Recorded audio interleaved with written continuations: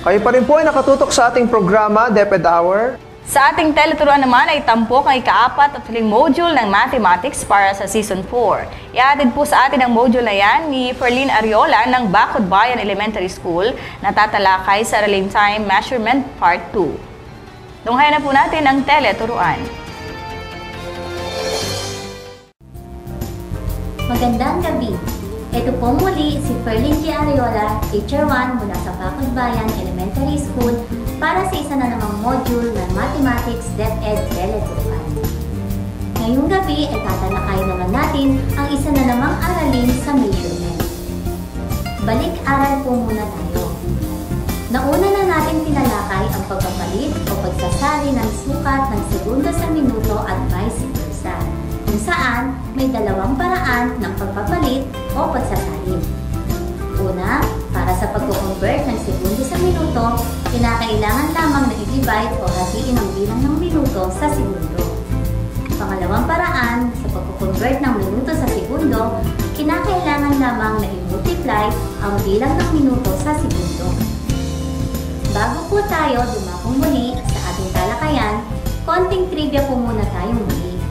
Naranasan niyo na bang tumingin sa kalendaryo at isipin kung saan ito nagmula? Ang pinagmulan ng kalendaryo ay galing sa Roma, kung saan ang umpisa ng buwan ay depende sa pagbabago ng buwan o yung tinatawag na new moon. Ayon sa aklat ng Roma, ang mga ingat yaman ay tinatalaga ang kanilang tala sa isang ledger kung saan ito ay tinatawag na kalendaryo at kung saan dito rin nakuha ang salitang kalendaryo o kalendar.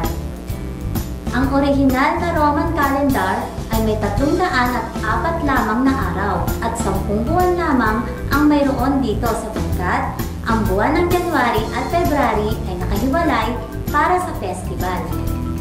Si Julius Caesar ang nag-ayos ng kalendaryo na ating sinusundan sa ngayon, kung saan ang umpisa ng buwan ng taon ay January.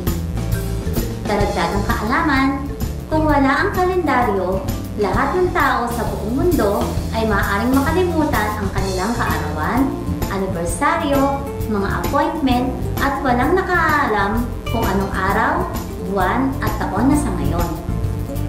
Ang episode natin ngayon ay ang pagpapalit o pagsasalin sa sukat ng oras gamit ang araw, linggo, buwan at taon. Tingnan natin ang ating modelong kalendaryo. Mapapansin na ito ay may iba't ibang bahagi. Ito ay naglalaman ng hanay para sa araw, linggo, buwan at taon. Ang bawat buwan na may bilang na 31 ay para sa Enero, Marso, Mayo, Hunyo, Agosto, Oktubre at Disyembre. Ang bilang na 30 naman ay para sa Abril, Hunyo, Setyembre at Nobyembre. At 28 naman para sa buwan ng Pebrero. Ang bilang ng araw naman ng linggo ay kinabibilangan ng Linggo, Lunes, Martes, Miyerkules, Huwebes, Biyernes at Sabado. At syempre, ito rin ay naglalaman ng kasalukuyang taon.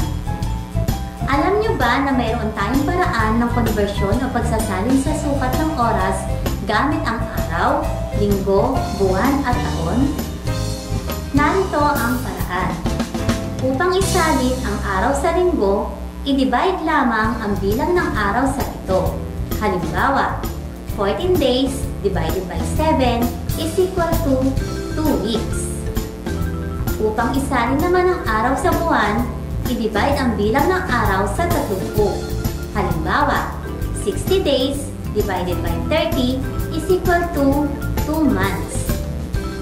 Upang isalin ang araw sa taon, i-divide ang bilang ng araw sa 365. Halimbawa, 730 days divided by 365 is equal to 2 years. Upang isalin naman ang linggo sa araw, i-multiply ang bilang ng linggo sa 7. Halimbawa, 3 weeks multiplied by 7 is equal to 21 days. Upang isalin naman ang buwan sa araw, i-multiply ang bilang ng buwan sa 30. Halimbawa, 4 months multiplied by 30 is equal to 120 days. At ang pinakahuli, upang maisalin ang taon sa araw, i-multiply ang bilang ng taon sa 365. Halimbawa, 2 years multiplied by 365 days is equal to 730 days. Upang lubusan natin maunawaan ang ating talakayan ngayong gabi, narito ang ilang halimbawa na maaaring makatulong sa atin. Unang halimbawa, ang pamilya Ibarra ay nagbakasyon ng 42 araw. Ilang linggo sila nasa bakasyon. Narito ang ating kasagutan. 42 divided by 7 is equal to 6 weeks o 6 na linggo. Nangangahulugan lamang na ang 42 araw ay may katumbas na 6 na linggo. Kung kaya't, ang pamilya Ibarra ay nagbakasyon sa loob ng 6 na linggo. Ikalawang halimbawa, tumigil si Penny ng 120 araw sa Cebu. Ilang buwan kaya siya na natili roon? Narito ang ating kasagutan. 120 days divided by 30 is equal to 4 months o 4 na buwan. Ibig sabihin, si Penny ay nanatili sa Cebu sa loob ng 4 na buwan. Ikatlong halimbawa, ang punong mangga ng pamilya Mangawang ay nabuhay sa loob ng 45 taon. Ilang araw kaya nabuhay ang kanilang mangga? Narito ang ating kasagutan. 45 years multiplied 365 days is equal to 16,425 days. Ibig sabihin, nabuhay ang puno ng mangga ng pamilyang Mangawang sa loob ng 16,425 araw. Sa punto pong ito, ay pansamantala po muna natin puputulin ang ating talakayan upang bigyan daan ang mahalagang paalala mula sa ating himpilan.